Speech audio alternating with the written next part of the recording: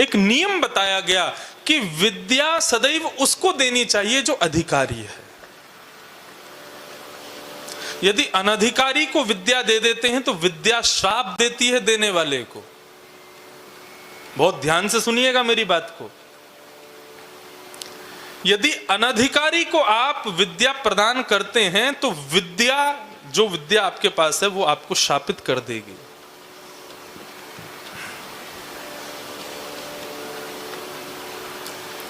कविराज कालिदास, उनका अंत एक अयोग्य को विद्या देने से हो गया था।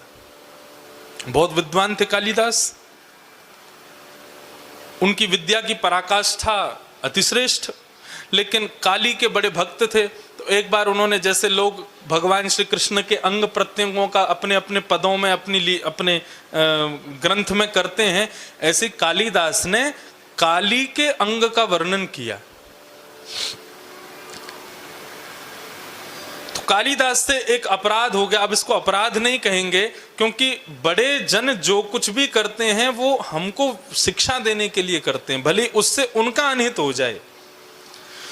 कालिदास से क्या हो गया कि उन्होंने काली के रूप का वर्णन किया, तो काली तो मां है, उनके रूप का वर्णन किया, भुजाओं का वर्णन किया, पैरों का वर्णन किया, सब ठीक था, लेकिन काली की जंघा का वर्णन कर दिया, जो कि अपराध है। वो मां है, आप मां के अंग प्रत्यंगों का वर्णन नहीं कर सकते,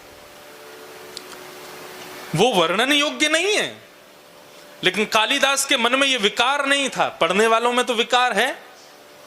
कालिदास ने वर्णन कर दिया, पढ़ने वालों ने उस पर ऑब्जेक्शन कर दिया, बोले कि काली की जंघा का वर्णन कर रहे हैं।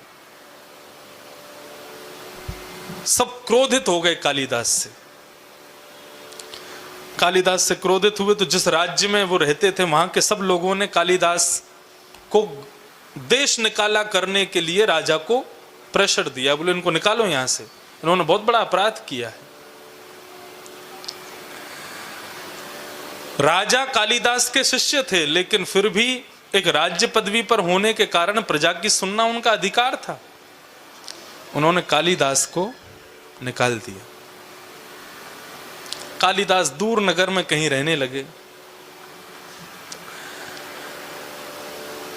बहुत समय बीत जाने के बाद में एक दिन राजा का मन बड़ा व्यथित हो गया, व्याकुल हो गया। मन में सोचने लगा, मेरे गुरुदेव ने इतने अच्छे अच्छे काम किए, हमने केवल एक अपराध के पीछे सब छोड़ दिया। उन्होंने एक अपराध किया और हमने उनकी सारी कृपाओं को भूल गए। बहुत बड़ी गलती हो गई, उनको देश से निकाल के मैंने बहुत बड़ा अपराध कर दिया, मेरे गुरुदेव को वापस लाओ। खोजने लगे तो कालिदास मिले नहीं।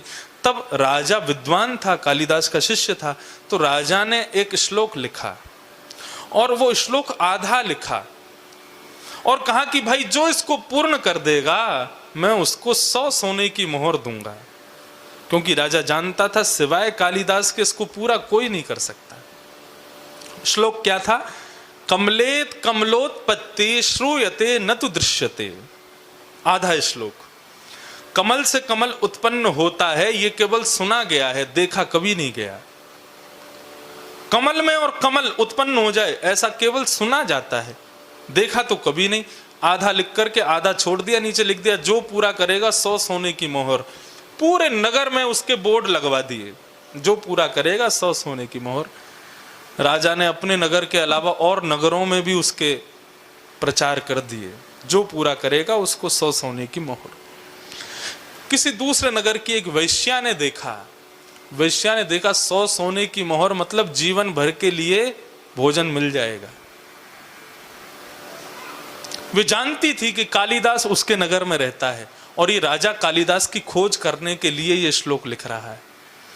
उसने वो बोर्ड वहां से उतार करके अपने वैश्यालय के बाहर लगा दिया, क्योंकि वो जानती थी कालिदास यहां से निकलते हैं। और विद्वान का एक गुण होता है, यदि वो अपने से जुड़ी हुई कोई चीज देख ले तो उसको पूर्ण करके ही फिर आगे कुछ करता है। तो कालिदास जैसे ही वहां से निकले, कालिदास ने देखा कमलेत कमलोत्पत्ति श्रूयते न तु दृश्यते। नीचे वाले पंक्ति तो पूरी की नहीं किसी ने।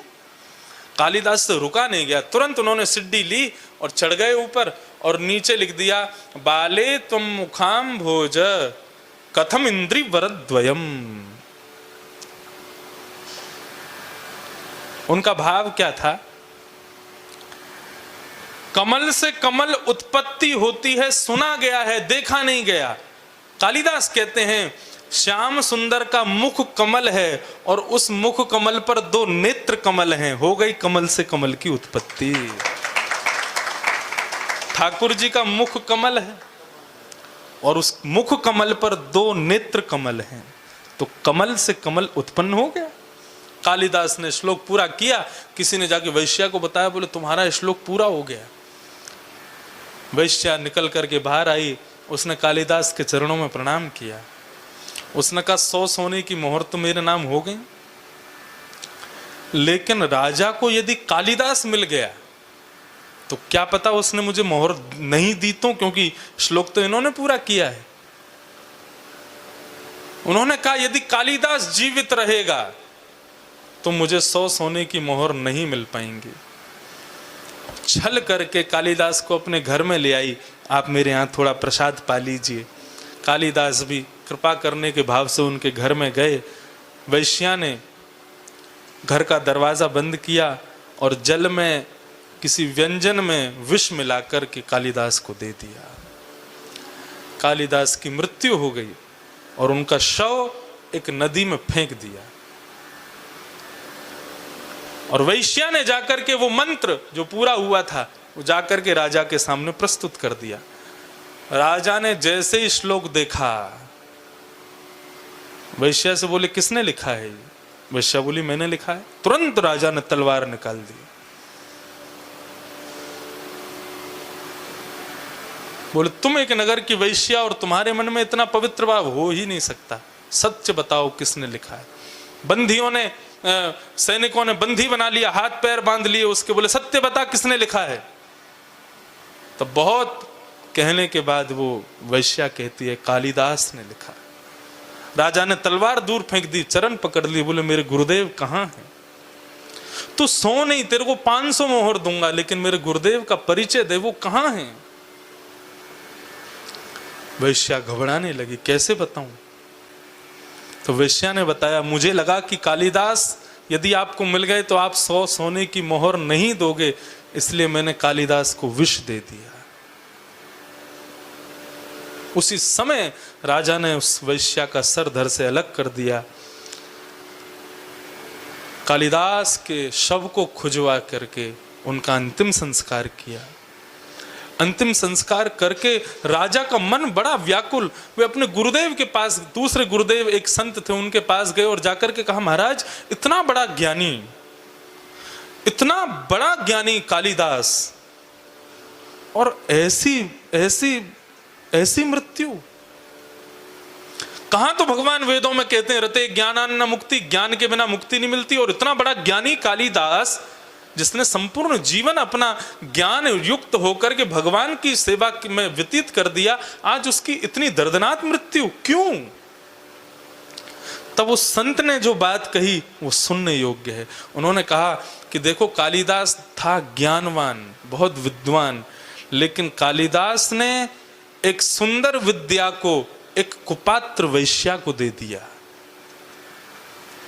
जो ज्ञान वहां लिखा उन्होंने, उसकी योग्य नहीं थी वो वैश्या। उस सुंदर विद्या को एक कुपात्र वैश्या को उन्होंने दे दिया, इसलिए विद्या ने ही उनको शाप दे दिया। इसलिए राजन, कहीं हमारी विद्या किसी कुपात्र के पास ना चली जाए, इसलिए हमारी विद्या के सबसे बड़े पात्र केवल राधा रमन लाल हैं, केवल बिहारी जी हैं। अपनी समस्त विद्या का दान केवल उन्हीं को करो। आपने किसी और को रिझाने के लिए उसको प्रस्तुत कर दिया और कहीं वो उसके योग्य नहीं हुआ तो आपकी विद्या कहीं आपको श्राप ना दे दे। इसलिए सावधान।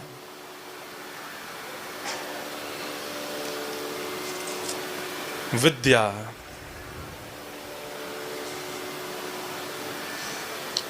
माता माता शत्रु पिता बैरी ये न बालो न पाठिता। वो माँ शत्रु मानी जाती है, पिता बैरी माना जाता है बालक का, जो बालकों को सुंदर विद्या नहीं दिलाते। विद्यालय की विद्या प्राप्त करना बहुत जरूरी है, लेकिन ये भगवदीय विद्या, आजकल के माता पिता कहते हैं अभी बालकों को पढ़ने दो, स्कूल पूरा हो जाए, कॉलेज पूरा हो जाए, फिर ले जाएंगे सत्संग में। फिर नहीं आने वाला वो, फिर नहीं आएगा, फिर तो क्लबों में ही जाएगा, ये क्लब में नहीं आएगा। इसलिए कौमाराचरेत प्राज्ञो धर्मान् भागवतानि। कुमार अवस्था से ही बालकों को सत्संग में लाना शुरू करो। मुझे कल बता रहे थे कि हमारे साईं अम्मा के दरबार में किसी नए व्यक्ति को प्रवेश नहीं है। यहाँ पर सेवक सेवा कोई करना चाहे तो किसी नए को प्रवेश नहीं मिलता। जो पुराने हैं उन्हीं के बालक पर शिष्य बालक ही यहाँ पर सेवा में आते हैं। क्यों? क्योंकि किसी नए को प्रवेश दे दिया तो एक दूषित मछली सबको बिगाड़ देगी। इसलिए यहाँ सब पुराने हैं। और यदि किसी को आना है तो 1-2 वर्ष तक अपने आप आओ, तुमको निमंत्रण भी नहीं आया, वो सब बता रहे थे। इसीलिए तो यहाँ पर इतना शिष्टाचार है।